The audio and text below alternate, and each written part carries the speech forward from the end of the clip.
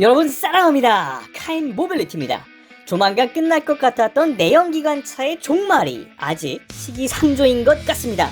미 대선에서 트럼프 전 대통령이 다시 집권한다면 전기차로의 전환이 급격히 늘어질 것이라는 분석도 나오는 상황입니다. 벤츠도 최근 전기차 전환 프로젝트를 무리해서 진행하지 않는다고 한 발 빼면서 글로벌 전기차 시장에 동시다발적으로 제동이 걸리는 분위기입니다. 반대급부로 내연기관차는 탄력받고 있는데요. 더 이상 엔진 개발이 끝난 디젤 차량도 새로운 모델이 출시되는 등 건재함을 과시하고 있습니다. 그래서 카인 모빌리티는 내연기관차 중 국내 시장에 유독 인기 많은 형태인 SUV 모델이지만 국내에 선을 보이지 않은 모델을 소개해 볼까 합니다.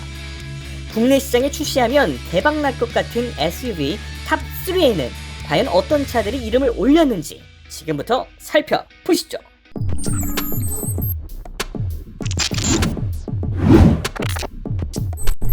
먼저 3위부터 소개해 드리겠습니다. 바로 폭스바겐의 준대형 SUV 아틀라스입니다. 아틀라스는 2017년 북미시장 전용으로 출시된 첫 번째 7인승 SUV인데요. 전장은 5097mm, 전폭은 1988mm, 높이는 1780mm, 그리고 실내 공간을 좌우하는 휠베이스는 2979mm로 폭스바겐의 라인업 중 가장 큰 모델에 속합니다. 지난해에는 부분 변경을 통해서 실내외 모습이 상당히 많이 다듬어졌는데요.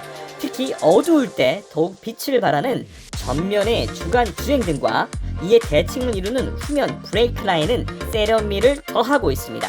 전체적인 비율이 좋고 어디 하나 모난 구석 찾기 힘든 폭스바겐의 디자인 요소를 골고루 잘 녹였다는 분석입니다. 국내 브랜드 가운데 팰리세이드의 대항마로 거론되는 요소로 적재 공간뿐만 아니라 바로 이 호불호 없는 디자인이 꼽히고 있습니다. 실내 모습도 준수한 편입니다. 10.25인치 디지털 계기판과 12.3인치 센터 디스플레이가 자리하고 있고요. 패밀리용인 만큼 편안한 좌석과 견고함이 강점인 모델입니다. 북미 버전답게 파워트레인은 2.0L 가솔린 터보 엔진과 8단 자동 변속기를 활용했는데요.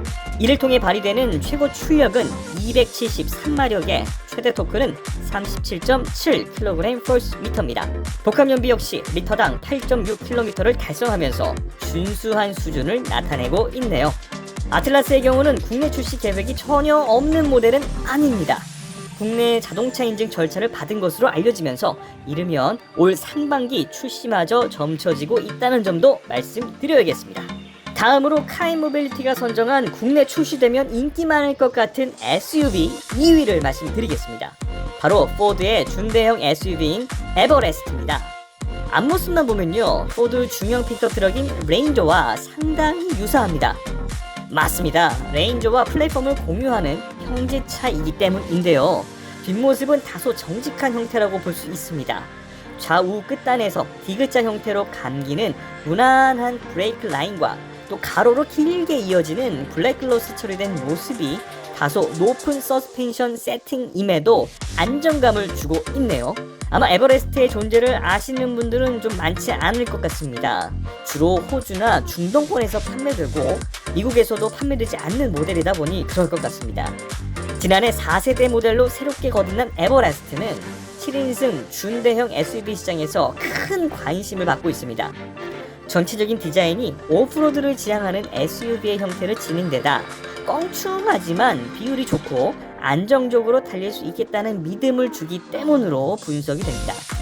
차량 길이는 4893mm, 전폭은 1862mm, 높이는 1836mm, 휠베이스는 2850mm로 3열 공간이 좀 타이트하지만 부족하진 않을 것으로 예상됩니다. 에버라스트는 디젤 엔진이 장착된 점도 특징입니다. 세부적으로는 2리터 바이터보 디젤 엔진과 3리터 V6 터보 디젤 엔진을 사용하는데 고급 트림인 스포츠와 또 플래티넘에서는 3리터짜리 강심장이 탑재된다는 점도 설명드리겠습니다. 3리터 디젤 엔진을 기준으로 또 최고 출력은 213마력에 50kg 퍼스미터의 최대 토크를 나타내는데, 이는 디젤 SUV로도 부족함이 없는 성능으로 볼 수가 있습니다. 본격적인 판매는 지난해 하반기부터 호주와 중동 그리고 아시아 지역을 중심으로 이루어지고 있습니다만, 아쉽게도 우리나라 출시 계획은 아직 없습니다. 이미 국내 출시된 브롱코가 에버라스트와 플랫폼을 공유하는 모델이기 때문에 브랜드 내 판매 간섭이나 또는 디젤 모델이라는 이런 한계가 고려됐을 것으로 추측이 됩니다. 하지만 가장 높은 트림에 속하는 스포츠 트림의 경우 호주에서 약 6,400만원대의 판매 가격이 형성된 점을 미뤄볼 때, 가격대만 잘 맞춰서 국내에 들어온다면 인기를 끌 것 같다라는 예상도 해보게 되네요. 현재 국내에선 여성들도 운전하기 편한 중대형 사이즈의 7인승 SUV의 니즈가 커지는 만큼 포드 측이 에버레스트의 국내 출시도 한번 진지하게 고민해볼 필요가 있지 않을까 생각해봅니다. 자, 이제 대망의 1위를 발표하겠습니다. 1위는 바로 토요타 랜드크루저입니다. 랜크루는 수십 년 동안 이어온 정체성을 고스란히 계승하면서 패밀리 룩이지만 지루할 틈 없는 디자인과 과하지 않으면서도 견고한 성능까지 고스란히 녹였다는 평가를 받고 있습니다. 토요타 아키오 회장이 직접 챙기는 정통 SUV로도 잘 알려져 있는데요. 최근 신형 공개 이후 벤츠 G바겐보다 낫다는 평가를 받고 있는 렉서스 GX와 플랫폼을 공유하면서 최근 들어 존재감을 잃고 있는 일본차 브랜드에 단비를 뿌리고 있습니다. 신형 랜크루의 앞모습이 같은 듯 다른 두 가지 트림이 준비됐습니다.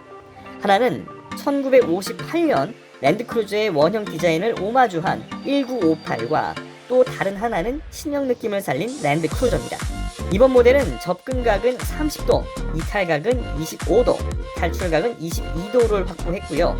최저 지상고는 221mm로 오프로드에 특화됐다는 평가를 받습니다. 재원을 한번 살펴보면요. 전체 길이는 4920mm, 전폭은 2138mm, 전고는 1860mm, 그리고 휠베이스는 2850mm입니다. 토요타의 글로벌 트럭 플랫폼인 TNGA F 프레임을 공유하는 차라는 점과 바디온 프레임이라는 점이 랜드크루저의 매력 포인트라고 할 수 있습니다. 이를 통해 높은 최저 지상고와 서스펜션은 어떠한 험지라도 극복할 수 있을 것 같다는 자신감마저 불러일으키고 있습니다. 앞모습은 굵은 토요타 영문 레터링이 라디에이터 중앙에 큼지막하게 박히면서 토요타의 자부심이라는 것을 알 수 있게 해주는 점이나, 두툼한 범퍼 아래에 자그마한 포그램프를 설치하면서 깨알 매력을 더한 점도 눈에 띄는 부분입니다. 앞모습에선 앞뒤바퀴의 휠하우스의 볼륨감과 각진 A필러 그리고 C필러 부분부터 살짝 위로 올라오는 옆 유리창 등은 단조롭지만 호불호를 지우는 요소입니다. 오버행이 짧아 오프로드를 강조한 차라는 점 역시 국내 출시된다면 개성을 더할 것으로 보입니다. 다만 뒷모습은 다소 밋밋하다는 느낌을 주고 있는데요. 다른데 관심 쏟느라 뒷모습은 신경 못 쓴 거 아니야? 라는 생각이 들 정도로 정말이지 밋밋합니다. 랜드크루저의 파워트레인을 살펴보면요. 2.4리터 터보차저 엔진과 1.87kWc 배터리팩이 탑재된 하이브리드 시스템이 장착됐습니다. 여기에 8단 자동 변속기와 풀타임 4륜 구동 시스템을 통해서 최고 출력은 326마력, 최대 토크는 64.2kg/Fm를 발휘합니다. 특히 주행 중 머드, 샌드, 스노우 등 다양한 트랙션을 선택할 수가 있고요. 트림에 따라 리얼락 디퍼렌셜과 크롤 컨트롤, 또 전륜 스테빌라이저 바 차단 기능 등을 자유자재로 활용할 수가 있습니다. 그러면서 이를 통한 견인 능력도 최대 2.7톤까지 늘렸습니다. 한마디로 토요타는 랜크루를 오프로드 기능을 극대화하면서 더 튼튼하게 만들어버린 겁니다. 한번 타면 최소 10년 이상은 무난하게 탄다는 차가 바로 랜크루라고 하는데요. 이제는 20년 이상 소장할 차를 만들어버린 겁니다. 대박이죠? 신형 랜크루의 판매 가격은 북미 시장을 기준으로 약 5만 달러 중반부터 시작할 것으로 보입니다. 이를 우리 돈으로 환산하면 6천만원 중반에서 7천만원 사이인데요. 아직 국내 출시 계획이 없는데 만약 출시가 된다면 렉서스 GX와 플랫폼을 공유한다는 점으로 미뤄볼 때 1억 원을 넘기는 가격대에 나오지 않을까 조심스럽게 예상해봅니다. 지금까지 국내 출시된다면 대박을 터뜨릴 것 같은 SUV 탑3에 대해서 살펴봤는데요. 여러분들의 의견은 어떠신가요? 무지무지 궁금합니다. 댓글로 공유해주시면 감사하겠습니다. 카이모빌티는 앞으로도 다양하고 재밌는 신차 분석으로 찾아뵙겠습니다.